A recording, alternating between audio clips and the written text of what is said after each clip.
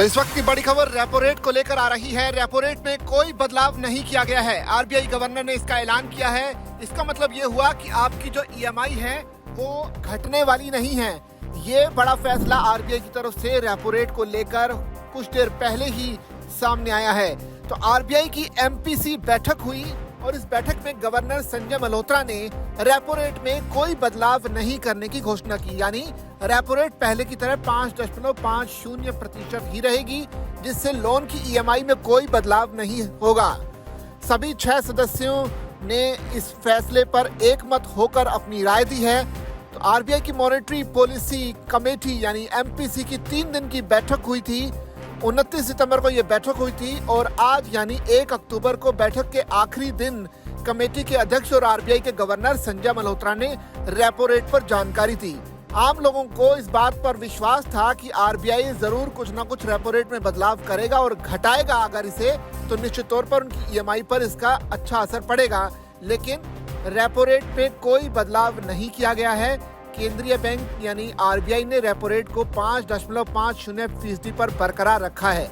इस साल 100 basis points घटाया जा चुका है और इसी वजह से इस बार रेपो रेट में कोई बदलाव नहीं किया गया है। ये जस का तस रहेगा और लोन की जो ब्याज दरों में कोई बदलाव नहीं आएगा।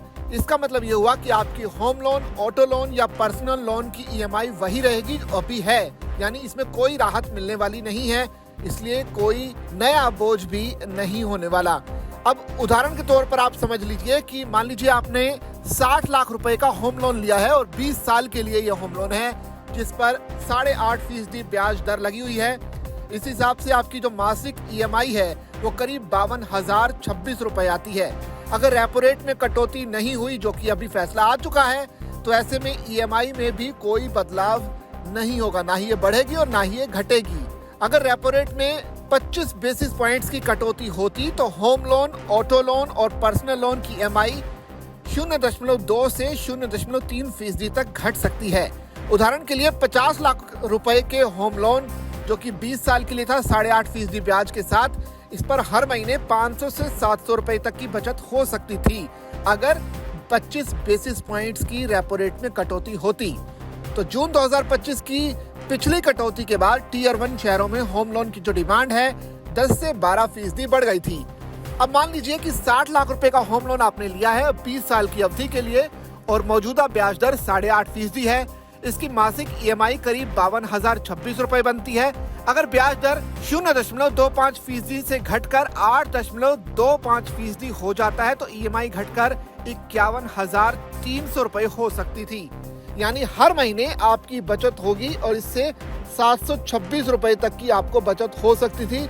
लेकिन अब क्योंकि इसमें कोई बदलाव नहीं किया गया तो ऐसे में ईएमआई अब वही की वही रहेगी। ये कैलकुलेशन एक साधारण ईएमआई कैलकुलेटर पर आधारित है और बैंक के हिसाब से थोड़ा बदलाव हो सकता है। ऑटो लोन और पर्सनल लोन में भी ऐसा ही असर होता।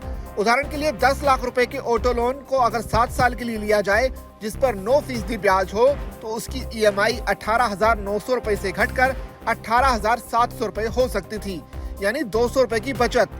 पर्सनल लोन 5 साल का अगर है 11% ब्याज के साथ तो उसकी ईएमआई 5 साल पर 13,200 रुपए से 13,050 रुपए हो सकती थी, यानी इसमें 150 रुपए का अंतर आ सकता था।